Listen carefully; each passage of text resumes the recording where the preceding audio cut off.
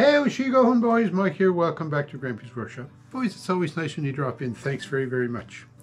Today, I have a video in response to a challenge.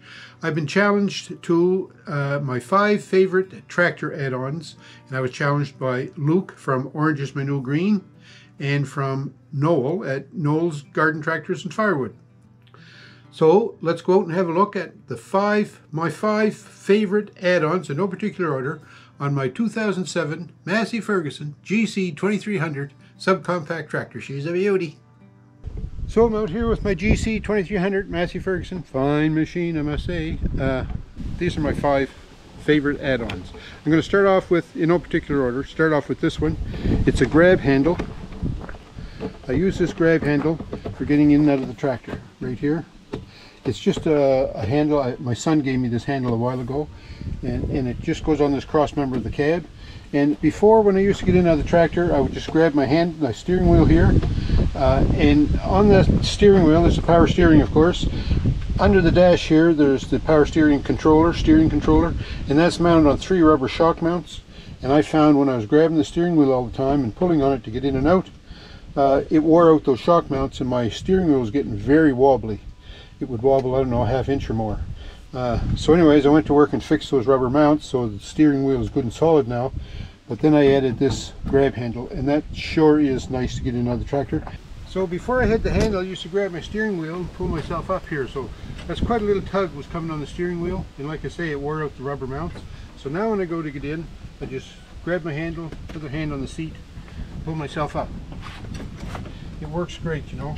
It doesn't obscure the vision in any way. It just blends right in, disappears almost. And another thing, especially in wintertime when I'm plowing, you know, it gets kind of rough when you're plowing. Makes a good chicken bar. You can hold on to that. So another thing that I've added on my tractor that I think is pretty neat, my bucket, like most buckets, they don't have a good level indicator on them, but they have this little gizmo thingy right here. And that, when your bucket is level with grade, that's level with the grade. And I'll just show you that from down here low. You can see the bucket is level on the grade, and that bracket there now is flat and level. But that's hard to see from the cab. It was hard to discern whether the bucket was really as level as I thought it was. So I added this little flag stick here. I made this out of just a driveway marker. Put a little flag on the top so it wouldn't poke my eye out with it. But then I put a little bend in it right here with this bracket, so when that bend is sitting in the bracket like it is right now, then the bucket is level with grade. And then down here at the bottom, I don't have a quick attach, I just have pins. So the pin for my bucket is held on with a nut and a bolt. So I took that bolt out, and I just formed a little bracket here out of a piece of plumber's strap. Put a Z bend in the end of my wire, hook that in there, that never falls out. And with the flag up here, this is long enough now you can see it well, but it's not so long that when you raise the bucket completely up, it doesn't hit the windshield. I made sure of that. So that comes in pretty handy, especially when you're grading, you know, and when I'm trying to load logs or something. It's nice to know when my bucket is level. It's amazing how oftentimes I glance at that gauge just to see if my bucket's level. And speaking of picking up logs, another add-on that I use a lot, especially this year, trying to clean up after Fiona, it really come in handy. But when I was doing firewood all the time, this was the handy little add-on as well, and that's bucket forks on my bucket. Okay, now the bucket forks are set up here with this little, I made a wooden dam to put on here, so that I found when I was picking up logs, I would turn my bucket down so that the points of these forks would get under the edge of the bucket, and then move the tractor ahead to get the log on the fork.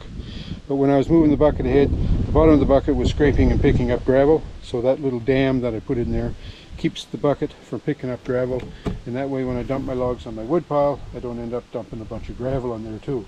But these bucket arms, they're pretty neat. They're made out of, Buddy gave me an old road grader blade that was wore out, and it's a ½ inch thick, heavy duty steel. And I took it to another buddy of mine that had a acetylene torch, and he cut out these 2 forks. You see in the inside there, it's quite thick. It's about 4 inches wide there, and then out the front it tapers to about 1.5 inches, and then tapers down to a point.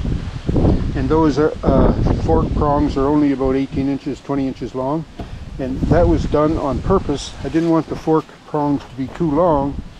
The tractor can lift, I think, over 900 pounds, 980 pounds, I think, but from the pins, so from the pins to the edge of the bucket are about 18 inches. So then from the end of the bucket out to the end of the forks, add another 20 inches on that. So if you start putting 900 pounds out here at the end of the forks, you know, your tractor becomes unstable, the tractor wouldn't be able to lift it up. So this way I managed the overweight issue. And also when I pick up my log, the way the edge of my bucket, the cheek on the bucket is shaped there, when I curl my bucket back, the log will rest right in the bottom there. It kind of cradles it, and it lessens the risk of the log rolling up over top of the bucket and into the tractor. So they turn out to be quite safe that way. So yeah, another nice add-on that I put were these bucket forks, the bolt-on bucket forks. You just bolt on with a couple of bolts there, 2 of them on either side. You can take them on and off in about 5 minutes or less. So while we're here at the back of the tractor, there's another add-on that I really like. And you know, when I was in the wintertime, especially, this comes in handy. When I was plowing with my snowblower, I had a hard time trying to figure out what level to set the snowblower, to repeat the level. Most bigger tractors, you can set the draft, you can set a stop point for the draft so that the 3-point will go down to that same point every time. Not so on the subcompacts. So what I wanted was some way I could remember where I had set the level of the 3-point hitch. So what I did was I come up with this little arrangement. Again, it's just another rod, and I bought this rod. It's a 3/16 piece of rod, but you could use anything in that. Put a flag on it again so I could see it. I've got some red painted on here, and then some white with some divisions on it, although they're hard to see now, they're getting more out. And then some more red down here.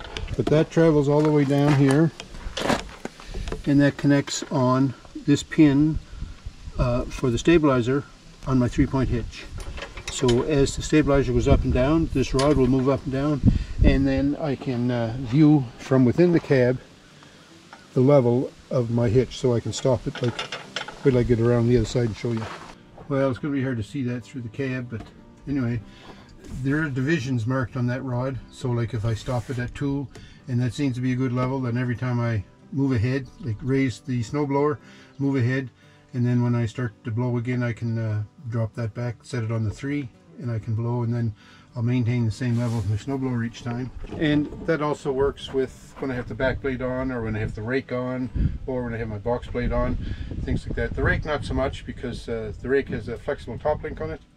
This was a nice little addition to, a nice little add-on to the tractor for determining the height of my 3-point. Now, I think this is going to be the 5th one. The final one is a rear view mirror.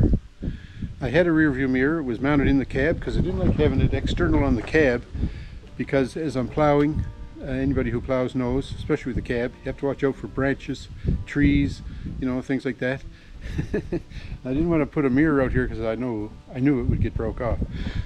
So I mounted the mirror inside the cab, but I found the mirror wasn't that great, you know. Didn't give a good view. My head was in the way most of the time. So what I did was I got a rear view camera for my tractor. So here's the monitor. It just works off 12 volts. Here's the, right above that on the headboard I have is my 12 volt plug, and on that there's a switch that's off. Push in, turns on. I have it on all the time. So that's my monitor at the back of the tractor. I did a lot of experimenting where to get my camera set up so that it would give the best view, because I wanted to see like the working edges of my attachment, whatever was on. In this case it's the back blade. I'd like to see the working edge of that to see how things are going, and I also wanted it to see far behind me to act as a rear view camera. So I ended up in this location, and that works pretty good. Okay, so we're sitting here in the tractor. I have this turned off now, so to turn it on you just push the button and on it comes. You can't see it now, but that button lights up, says that it's powered up. So there's my rear view camera. It has the alignment lines here on it, just like you see in your automobile.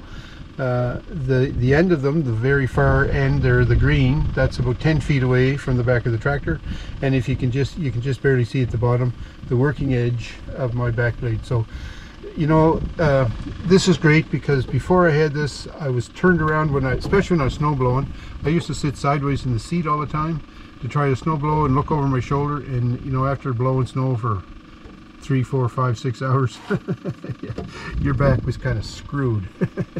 But now I can just, I'm getting better at it too, just watch the mirror as I'm backing up, or watch the camera. It works good, and I'm getting pretty good at backing up with it too. I can usually use the camera to back right into my shelter now without any issues. So yeah, I really like the backup camera. So those are my 5 top add-ons in no particular order on my tractor. I've got lots of modifications, you know, things that I've done to my tractor over the years, and I'd encourage anybody out there who has their own tractor to make these little mods, to make the tractor your own, to make it more suitable to you as a person that operates the tractor. I call them creature comforts. The more comfortable you are and the more ease it is to operate your tractor, the better you'll be at operating it. So, you know, that's why I do all these modifications. Plus, I enjoy doing it. So there are my 5 add-ons, 5 favorite add-ons in no particular order for my tractor. I've got lots of other little modifications here and there, but you know, these were probably the 5 top picks that I had. So I want to thank Luke from Orange is My New Green, and also Noel from Noel's Garden Tractors and Firewood for inviting me into this challenge. I think this is pretty neat. So I'd like to put out a challenge too, so a couple of channels. One of them is another good old Nova Scotian, Arliss Harnish from Country Living with the Harnishes. Arliss has a Kubota tractor, a compact size, a mid-sized Kubota tractor. Does a lot of work in the woods. So Arliss, let us know what some of your favorite add-ons are. And another channel I'd like to challenge is Joe from Steel to Wood. Joe is making modifications to his tractors and machinery all the time. So Joe, if you wouldn't mind, tell us your 5 favorite add-ons. And then one last channel I'd like to challenge is Rick from Twin Brook Acres. Rick has a Massey Ferguson GC2300, just like mine. No, his isn't a 2300. His is a newer model. It's a 1724, I think. So Rick, get out there in your nice new barn there, or nice redone barn, and tell us some of your favorite add-ons you have in your tractor. And thanks a lot, everyone, for watching. Sure hope you're enjoying this little series. Getting a lot of good ideas, for modifying your tractor. That's what this is all about. So take care, folks. Have a great week. Hey, we'll talk to you.